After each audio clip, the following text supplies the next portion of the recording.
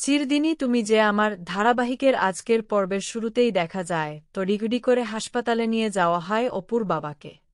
Doctor জানিয়ে দেন তার অবস্থা আশঙ্কাজনক। এদিকে আর্য বলে মধ্যবিত্তের কাছে সবথেকে আগে সম্মান, আর সতীনাথ বাবুর সেটাই ক্ষতিগ্রস্ত হয়েছে। কিন্তু আমি ঠিক ফিরিয়েই ছাড়ব। এই কথা শুনে অপর্ণা রেগে যায়, আর্যকে জানিয়ে দেয় যে টাকা আছে বলেই সে যখন যা ইচ্ছা করতে পারেন না।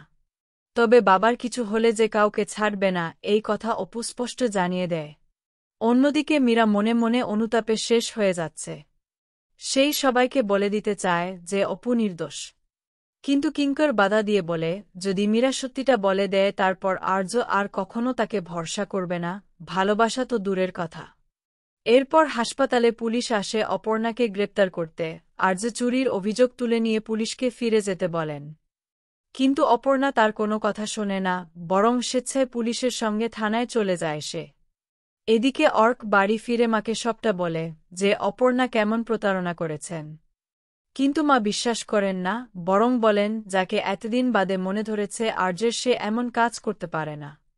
অন্যদিকে কান্নায় ভেঙে পড়েছেন অপুর মা। আর্য প্রতিজ্ঞা করে যে ভাবেই হোক অপুকে নির্দোষ প্রমাণ করে সম্মান ফিরিয়ে আনবে। এরপর দেখা যায় থানায় গিয়ে অপর্ণা পুলিশকে লোকাপে ঢোকানোর অনুরোধ করে। পুলিশকে অপর্ণা বলে তার বিরুদ্ধে চুরির অভিযোগ আর বাড়ি থেকেই টাকাও উদ্ধার হয়েছে, তাই তাকে হেফাজতে নিক পুলিশ। কিন্তু পুলিশ বলে প্রত্যক্ষ প্রমাণ না পেলে সেটা সম্ভব নয়।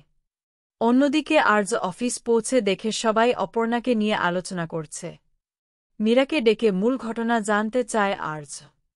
মীরা সবটা বলে যে টাকা পাওয়া যাচ্ছিল না, তাই অপুকেই অভিযুক্ত হিসেবে ধরা হয়। ঠিকমতো তদন্ত না করেই কেন অপর্ণা বাড়িতে পুলিশ পাঠানো হয়েছে? মীরাকে এই প্রশ্নই করে আর্য। এরপর মীরাকে গত দুদিনের সিসিটিভি ফুটেজ দেখতে চায় আর্য।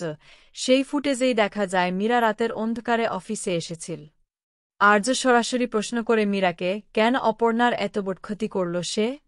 অর্ক মীরাকে বাঁচাতে এগিয়ে এলেও আর্য বলে যে টাকার জায়গার চাবি অপর্ণার সঙ্গে মীরার কাছে একমাত্র থাকে। মীরা চাপে পড়ে স্বীকার করেই নেয় সে শুধু টাকা লুকিয়েছিল অপুকে কাজ থেকে বের করে দেওয়ার জন্য। তাহলে কে রাখল অপুর বাড়িতে টাকা? আসল অপরাধী কে? আপাতত সেই খোঁজ বন্ধ রেখে থানায় গিয়ে আর্য প্রমাণ দিয়ে অপর্ণাকে ছাড়িয়ে আনে। এরপর অপর্ণা আর্যকে বলে তাদের পথ কখনোই এক হওয়াই নেই। আর এই কথাটা আর্য যত তাড়াতাড়ি বুঝবে ততই ভালো।